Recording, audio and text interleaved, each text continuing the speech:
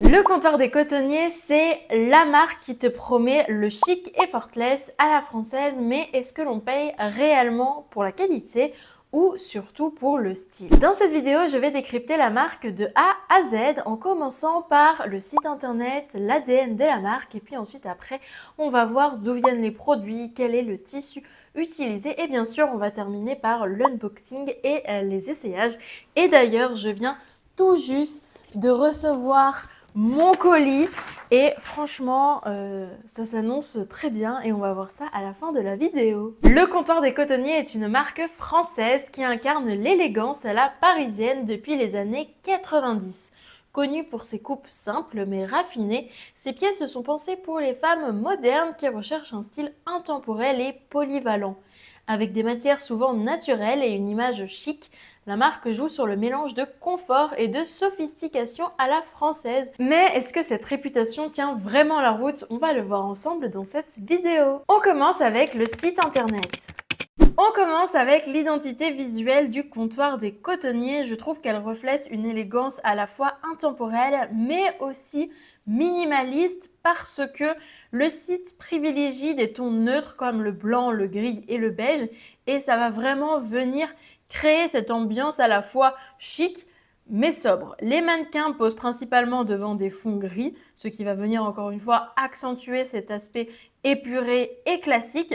Mais même si on pourrait se dire que ce choix finalement est assez simple par rapport à d'autres marques où il va y avoir des choses un petit peu plus recherchées, plus extravagantes, et finalement peut-être que c'est pas si mal puisque je trouve quand même que ça va venir correspondre finalement au public de la marque Comptoir des Cotonniers qui est plutôt en recherche de vêtements avec de la qualité, mais aussi quelque chose d'assez discret, d'assez sobre. Si on va un petit peu plus loin sur le site internet, on peut voir qu'il y a une section qui met en avant la collaboration avec Uniqlo.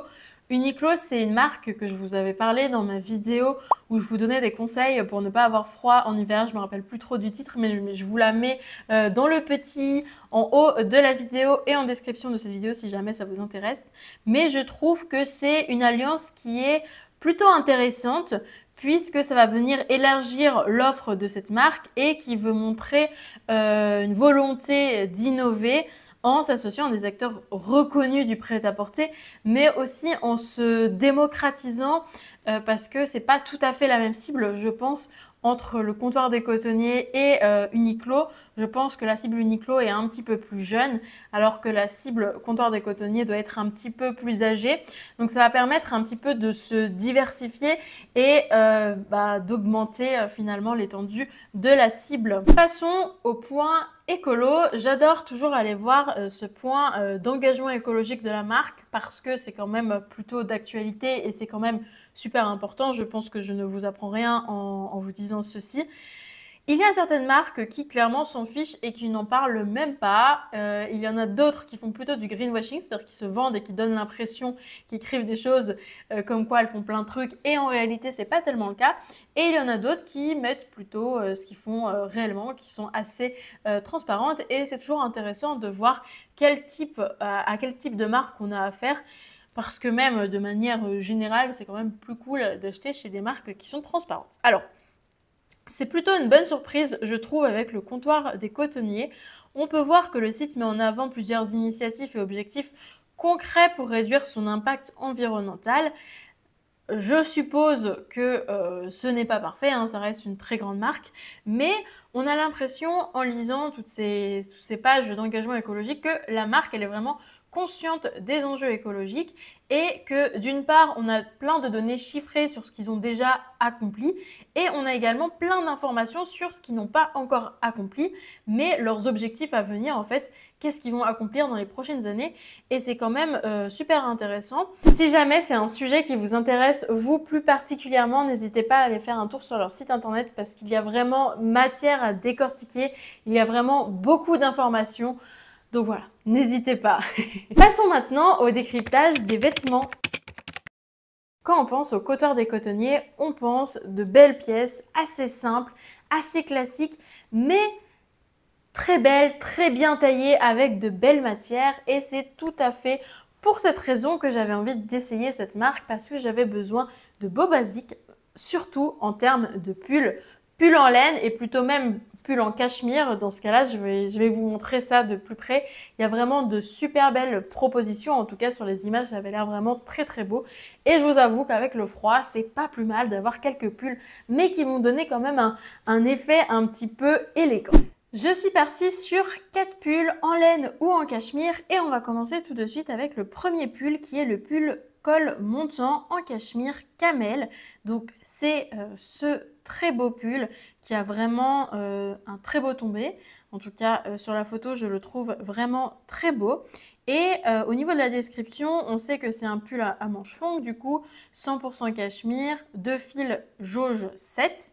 Col montant, large bord côte à la taille, bas de manche resserré, détail de pointelle à l'avant et sur les manches avec une longueur à 53,5 cm depuis l'épaule sur une taille S. Donc on a plein de petites informations qui sont intéressantes et quand on va dans matière, on a plus d'informations encore sur la matière.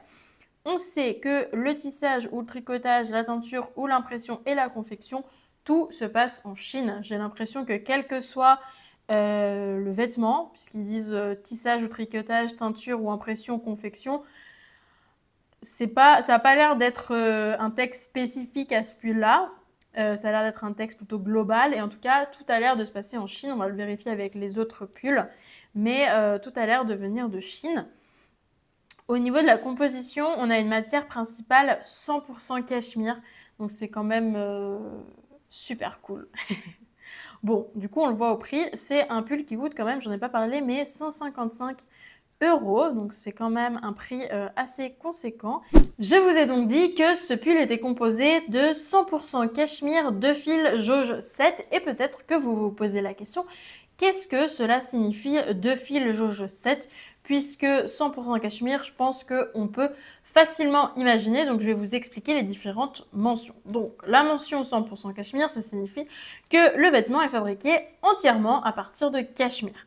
La mention 2 fils, cela désigne la technique de filage utilisée pour fabriquer le fil de cachemire et cela signifie qu'il faut 2 fils de cachemire pour fabriquer le fameux fil de cachemire qui va être utilisé pour ce vêtement. Vous le savez peut-être, mais pour fabriquer un fil de couture, généralement, on va venir embobiner plusieurs fils avant pour faire un fil un petit peu plus épais et plus robuste. Et dans ce cas-là, on va venir utiliser 2 fils de cachemire pour faire un fil de cachemire qui sera utilisé dans ce vêtement. Et la dernière mention, c'est la mention jauge 7. Donc la jauge fait référence à l'épaisseur du fil utilisé dans le tricotage. Plus la jauge est basse, plus le fil est épais, donc plus le tricot sera dense, et plus la jauge est haute, plus le fil sera plus fin. Et la jauge d'un tricot varie entre 3 et 18, et nous, on est sur une jauge à 7, donc un petit peu plus proche de la partie épaisse du fil. Donc ça va vraiment donner un tricot qui va être à la fois léger, mais qui va quand même conserver une certaine épaisseur. Donc c'est idéal pour une sensation de confort et de chaleur sans être trop lourd. Bien, on va voir le deuxième pull qui est en fait pas tout à fait un pull, c'est un cardigan qui est en cachemire. Donc moi je l'ai pris en coloris marron, mais vous avez aussi le coloris noir qui coûte également 155 €.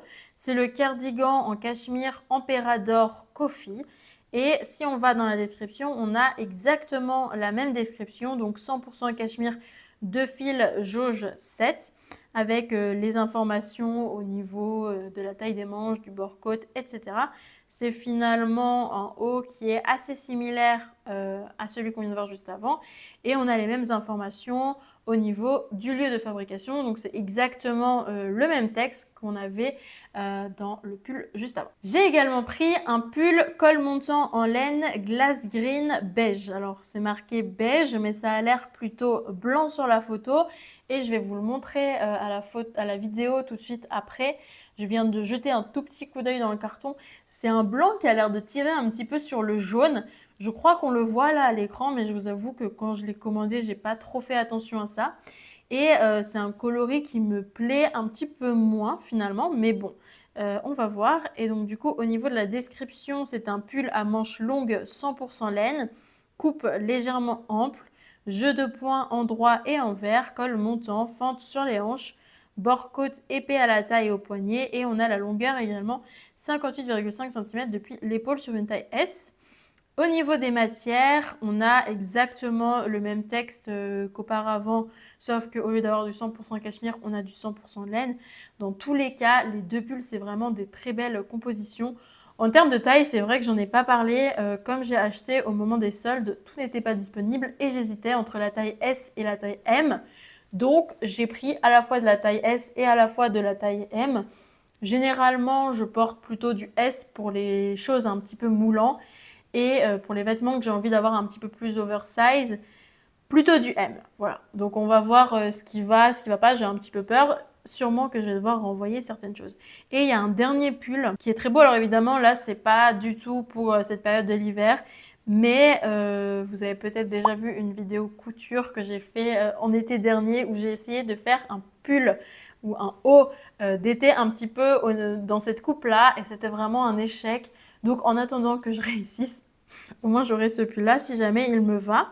Et alors, au niveau de la description, c'est un débardeur col cheminé 100% laine mérinos, maille tricotée en côte, longueur épaule 57,5 cm sur une taille S. Comme vous le savez, j'adore les vidéos tests de marques de vêtements et j'utilise toujours quelques toutes petites minutes pour vous apprendre quelque chose de nouveau autour du vêtement de manière générale. Et on va pas se le cacher d'ailleurs, moi aussi j'apprends souvent plein de choses et aujourd'hui, vous aurez compris, le thème de la vidéo c'est la laine et le cachemire. Et donc du coup, on se pose la question, mais comment fabrique-t-on un vêtement en laine et en cachemire? Et je pense que même si on a tous une petite idée de comment on le fait, et bien là, on va y aller concrètement. Lors de la première étape, on va venir récupérer la laine et pour cela, on va venir tondre les animaux, donc les moutons, les chèvres et les alpagas. Et puis ensuite, après, on va venir faire un gros tri au niveau de ces laines et on va venir également les laver pour nettoyer toutes les impuretés. La deuxième étape, ça va être la fabrication des fils et pour cela, on va commencer par carder les fibres pour les aligner et ensuite, on va pouvoir enrouler, torsader plusieurs fibres entre elles et selon le nombre de fibres qu'on va venir torsader ensemble, on va avoir des fils d'épaisseurs différentes et de textures différentes. En troisième étape, on a la teinture des fils. En quatrième étape, on a le tissage ou le tricotage pour avoir un vêtement. La cinquième étape, ça va être l'étape des finitions. On a plusieurs types de finitions. On a le foulonnage pour venir densifier le tissu, le rasage pour venir uniformiser le tissu et le pressage pour venir donner plus de brillance au tissu. La question qu'on peut se poser maintenant, c'est finalement quelle est la différence entre la laine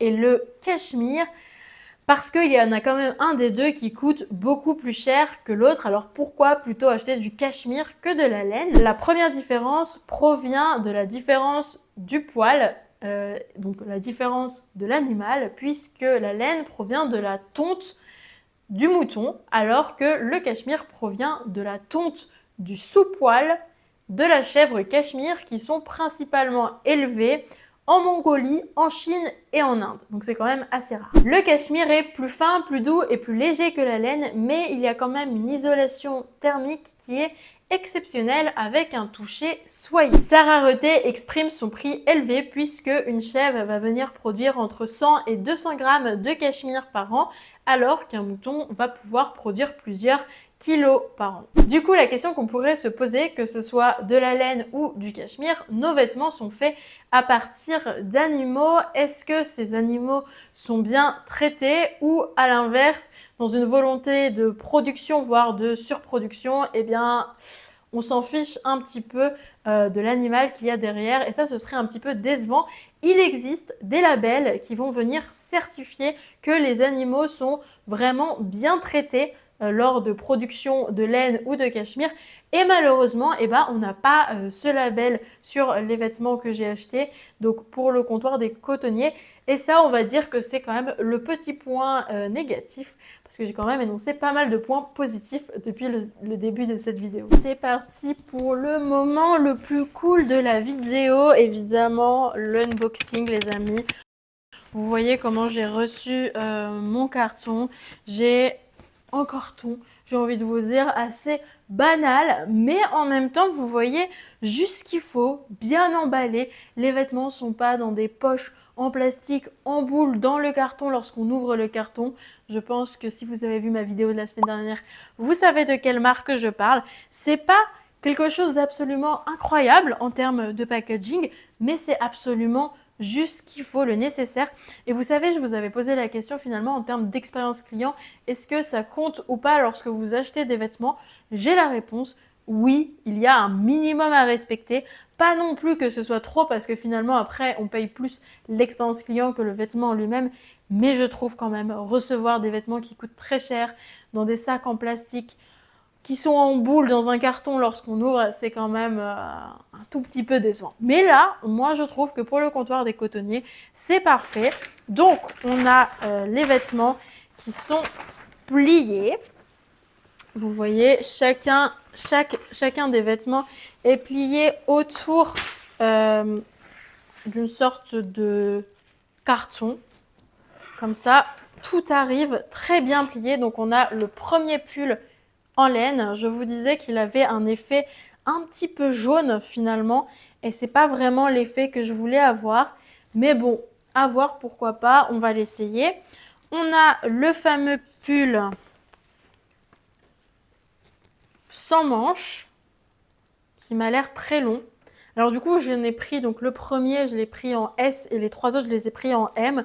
Donc j'espère vraiment que parmi tout ça, si ce n'est tous les vêtements, et ben ça me va parce que franchement, ils sont très beaux sur internet. Après, il faut voir évidemment avec la coupe sur moi, mais ouais, c'est très doux, les amis. Ah ouais, c'est très doux.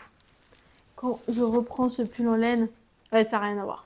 On sent la différence entre le cachemire et la laine. Effectivement, c'est beaucoup plus doux le cachemire. Et entre la laine torsadée et la laine mérinos, ouais, ça me choque pas. En fait, on en a un, c'est la laine torsadée, c'est quand même des grosses mailles, alors que l'autre, c'est plutôt des mailles très très fines qui vont venir épouser le corps. Et on a le dernier pull, du coup, qui est aussi autour de son petit carton. Et voilà. Franchement, c'est très doux, c'est très beau. J'espère vraiment qu'ils me vont parce que c'est trop bien.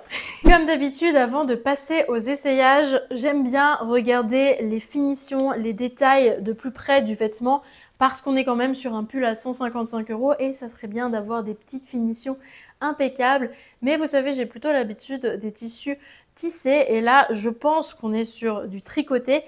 Et donc du coup, ce n'est pas forcément les mêmes finitions que j'ai l'habitude de voir. Je vais vous montrer ça de plus près. Mais oui, c'est ça en fait. C'est pas du tout le type de finition que moi je fais lorsque je fais de la couture. Là, on est vraiment sur quelque chose qui est complètement différent. Mais c'est vraiment très beau. Il n'y a pas un fil qui dépasse. Écoutez, voilà. Donc ça, c'est pour le premier pull.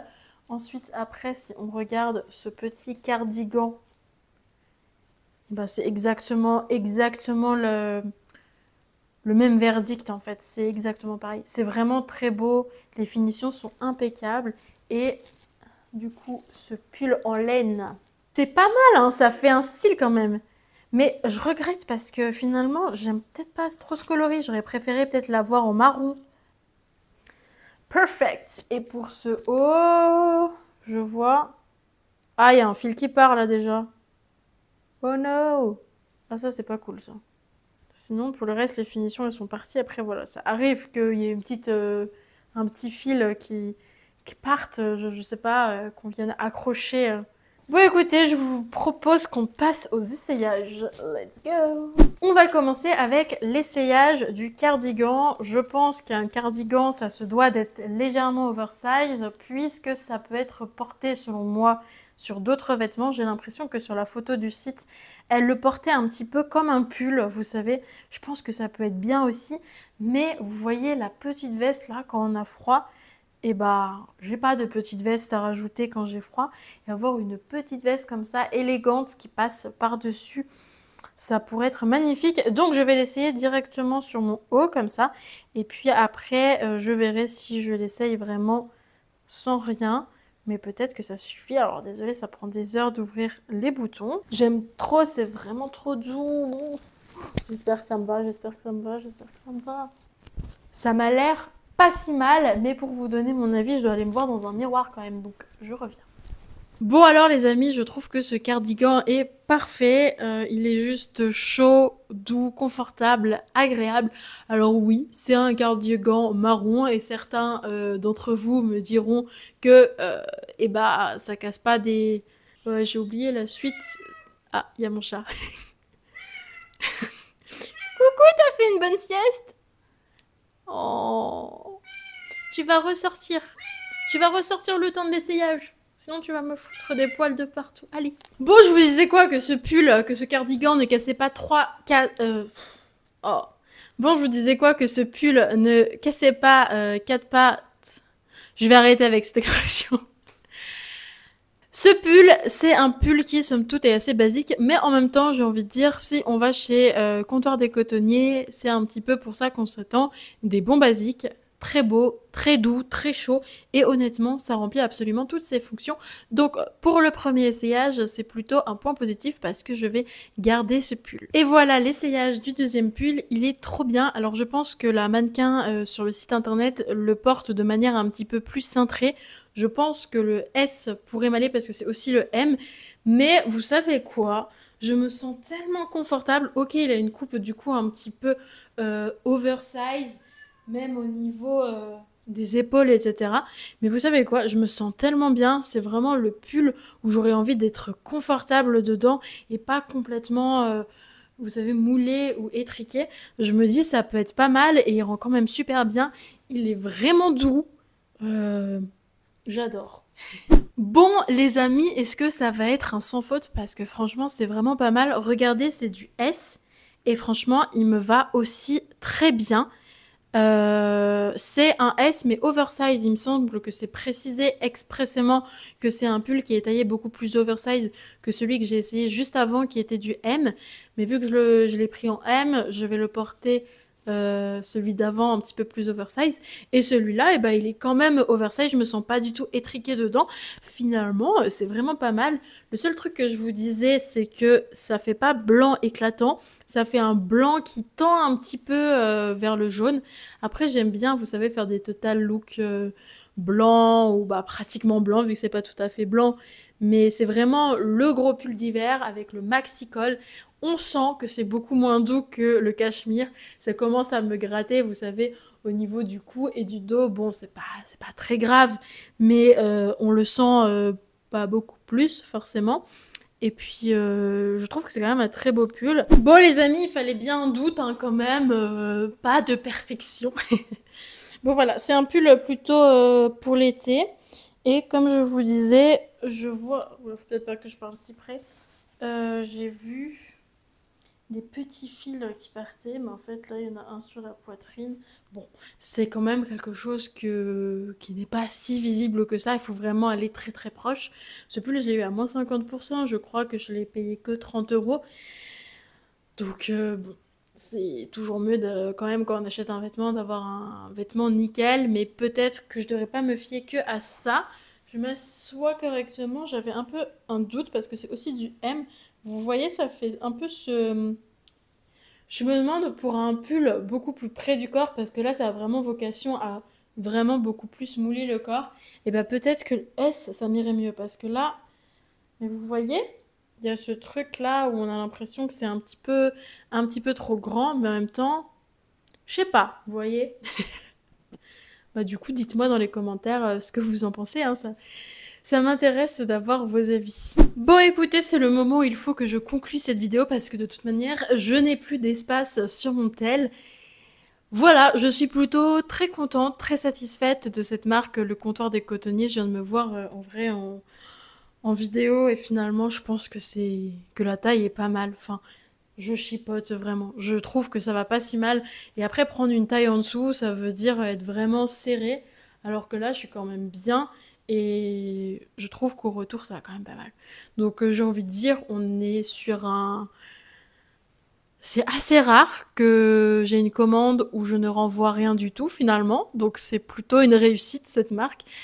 Évidemment, c'est une marque qui vend des classiques, des basiques, mais voilà, lorsqu'on cherche de bons classiques, de bons basiques, je recommande cette marque. Elle n'est pas parfaite, on l'a vu, mais aucune marque n'est parfaite. En tout cas, je ne l'ai pas encore trouvée et je compte bien la trouver. Alors, si tu as des suggestions, n'hésite pas à me mettre les marques que tu aimerais que je teste dans les commentaires parce que ça pourrait vraiment m'intéresser. Et si tu es resté jusqu'à la fin de cette vidéo, c'est probablement que tu as apprécié cette vidéo. Donc, n'oublie pas de me laisser un petit j'aime et de t'abonner. Je publie régulièrement des vidéos tests de marque. D'ailleurs, j'ai une playlist, si jamais ça t'intéresse, n'hésite pas à aller faire un tour dans cette playlist parce que je commence à avoir testé pas mal de marques et franchement, c'est plutôt pas mal. Et puis voilà. À la semaine prochaine!